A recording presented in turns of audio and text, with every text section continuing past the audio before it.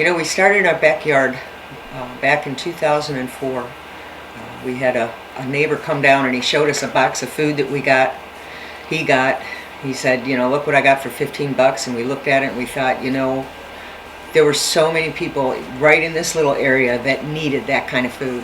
And we thought, we can work something out here. And so this neighbor and us, we started working together and took a pickup and got food, and people would help chip in some money for it, and we'd all pool it together and get more food, and that's how we started. And it just has grown and grown and grown since then. From there, after a while, we were getting a big 36-foot trailer full of food, and then we were getting more food than that. And pretty soon we moved it up to the church, and it became a church mission. This was always a church mission for us, yes. I think. But it became a church mission in 2012. We moved it up. Mountain View Community Church Food Bank. Mm-hmm. Yeah, that was our church. That was our church. So then, let's see, we were feeding, I guess maybe about 400 to 500 people at that point. That was 2012. Then we were splitting, and I was running the food bank at the church, and Jim was taking food up into Maricopa. At the administration building for the school district. That was families. It was always families. We always fed families. Yeah. Right. Yeah. We can do a family of 1 or a family of 10. It's still a family. It's always a family. We've always done families. So let's see, where did we go from there? From there, I had a gentleman ask me one day, he said, Jim, yeah.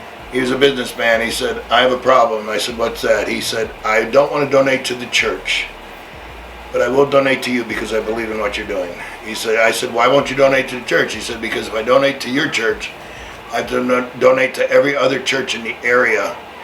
And I said, okay. So I came home and I talked to Alice, and we created Maricopa Pantry. And the goal of Maricopa Pantry is to set up food banks. And we've been doing that from the beginning. We take food to Pierce. We have a food bank in Bisbee that we deal with, Wilcox. Well, when we started Maricopa Pantry, though, really what we were serving was our distribution point, which is the church. We were able to get more food. Other small food banks who were serving their little communities, we were able to help those folks out. So we send food to, right up here in Maricopa, to the Assemblies of God Church for theirs. We send food to a little town in Pierce, Arizona. We send food to Bisbee. We've sent food to Wilcox and to Coolidge, to Casa Grande off and on. Send a little town in Mexico. Off and on, and we still send to them, all of them. When we have it to send, we do. So that's been Maricopa Pantry's specific mission, is to supply food banks. Primarily ours, and then anyone else that we can help, because it's all neighbors helping neighbors. It always was. And that's what we've grown it on, and that's what we stay.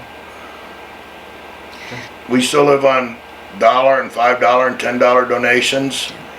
We have some people that are on our truck that donate on a regular basis. Well, we started a group called Copa Central Command about 5-6 years ago. We went to Texas during the hurricanes.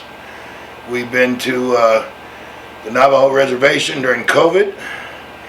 We went to Gila Bend a couple of years ago during the flood. And what town did we go to last year that had all the electrical problems? Eloy. That was Eloy, yeah. We sent food out there and water out there when Eloy didn't have anything running. And then COVID hit. So during COVID, everything had to change. Everybody shut down. We had to change from people walking up and getting food to people driving through. We had to completely revamp our whole system so that everything was hands-free and people could come in and feel safe and still get the food that they needed or wanted. And boy, that was a real challenge. Yeah. But we did it. And it's a good thing we did, because boy, that first week, they shut down, and we had, who was it that called us? It was the National Guard. National Guard called us and said, we've got a whole truckload of lettuce. Can you use it? Sure. And then we got a truck from someone else and a truck from somewhere else. And that week, we got in 5 trailer loads of food. And I looked at Jim and said, what are we doing here? What are we going to do with all this food? And the next thing we knew, 1,200 people showed up looking for food, and we had the food. That's how God has taken care of this. Then we had the fire, and we hit national news, We were on that a was- thing for terrorism, but we had an old pallet jack that was a dinosaur because we live on nickels and dimes. And we put it in the trailers to charge them because we don't want them stolen sitting out. And one of the batteries shorted out and caught the inside of the trailer on fire. Jim and Tim had just finished up a food bank that day. It was a Monday. Yes.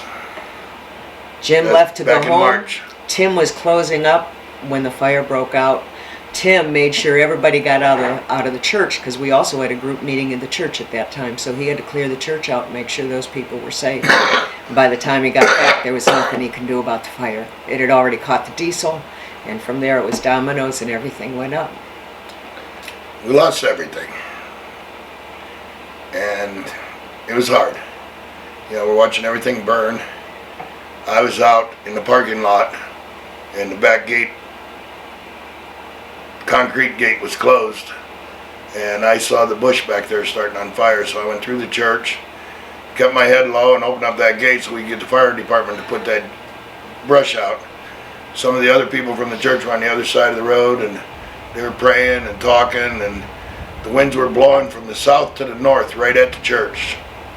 And I went through that church and opened up that gate, and the wind started blowing from the north to the south, and it started blowing the flames away from the church. Save the church. And the fire department put it out and saved the church. Save the church. And me You and know what was cool though about that? We stood out on the side of the road for, I don't know, it was hours. We were out there watching this thing burn.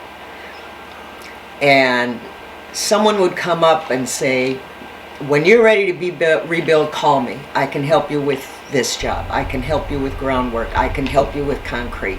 You know, call me when you need help. A church showed up. I think it was COC Church. You call us when you need people to come through and help with the cleanup. We're ready. We're boots on the ground. We had more people step up and say, you know, whenever you're ready, you call us.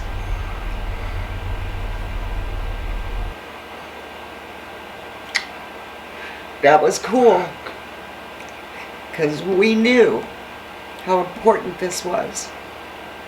Me and her looked at each other at one point, and we both knew that God didn't close a door, He opened one. Yep, it was a renovation It project. was a renovation project, and we're going to build a warehouse. I always wanted to. I didn't know if God would let me do it in my lifetime, but He's going to. And that's what we're getting ready to do. We struggled through everything, Yep. and He's always been there for us, and we're going to go on. We were only down for 2 weeks. Yeah. Everybody in town, I was working at the high school at that time, kids at the high school, teachers at the high school, other organizations got together. They did canned food drives. They did all kinds of stuff for us. They got us food. Within 2 weeks, we had another food bank. We held it up at the high school because we couldn't get on our own grounds yet, but we held it up at the high Yeah, school. the LDS church came through with 80,000 pounds of food. And the following week, we were back on our property and we were up and running. Yeah. St. Mary's came through for us. They loaned us trailers that we could use until we get things We still built. have them. We're still working on Still your working on 'em. loan trailers. But yeah, this entire community has stepped together behind us to help us and to keep, because we help them. It's a community thing. It is a community thing. Always was. And we're going to build a warehouse, a big one. I want the building to be 80 feet by 200 feet by 16 feet tall. I want a refrigeration unit that'll hold 4 semis. I've got companies that are ready to fill this thing up when we get it built. Yep. We're bringing in 2 semi-loads a week right now, sometimes 2.5 semi-loads a week. And I was talking to a company today, we might start bringing in 3 semi-loads a week in the next 2 weeks. Because the need has not gone down. No, it's getting worse. We're constantly going up. When COVID hit, we were doing 900 to 1,200 a week. After COVID opened up, things were still bad. The numbers kept growing. Right now, we're doing 1,500 families a week on a regular basis. Yes. And it doesn't look like anything's ending. So I don't know. I think It it's just going to keeps get worse going than up. that. I think so. But we're not going to quit. We're going to get this thing built. We also have free legal advice at the church every week, well, every month. Yeah. We have a lady that helps with different things, and if people need different services, she can help with that. We have AA meetings there. We want to start drug addiction programs. We want to put in a full soup kitchen. When I get this warehouse up, I want a food bank, a clothes bank, and an open soup kitchen so people can come and get at least one meal a day. And if they want to come all day long and we're open all day long, we'll feed them. We don't care. But that's in the future. That's in the not right future. away. We've been talking to the got a lot of elderly center, plans. and they want to go in, and if we get this thing put together, they want to use our soup kitchen to do Meals on Wheels for the elderly Yeah. throughout the month. And we just love what we do. Yeah. Yeah, we don't do it for any glory. We do it for God. And it's His glory, because what we do couldn't be done. If you look at our books, it shouldn't work. You know, we did over 3 million pounds of food to this city in 2021. We're not going to hit that in 2022 because of the fire, but I think we're going to come I don't close. know. Yeah. I'm not at Not all sure sure yet. of that. I think we very well might. So we'll But we have see. a long way to go. We've still got a lot of money to raise, but we're going to do it because I don't see how we can't do it. Because there's too many people in this town that depend on us, and you know the blessings. And too many people that are part of it. Yeah, It's just, this is such a community effort.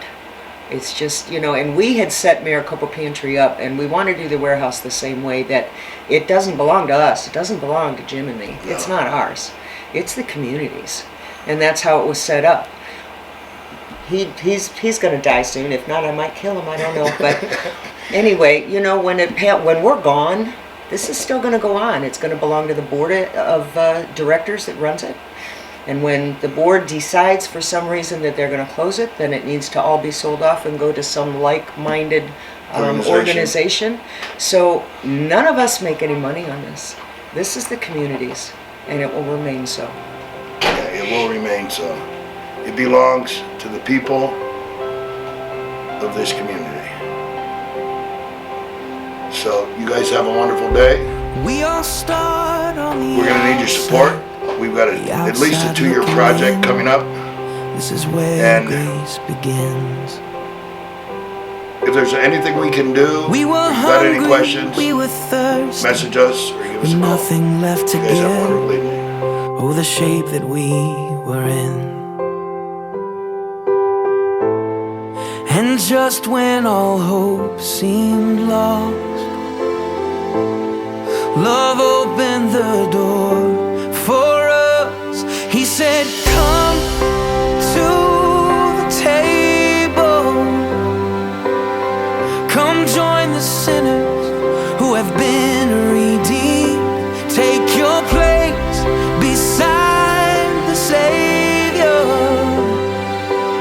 Sit down and be set free. Come to the table.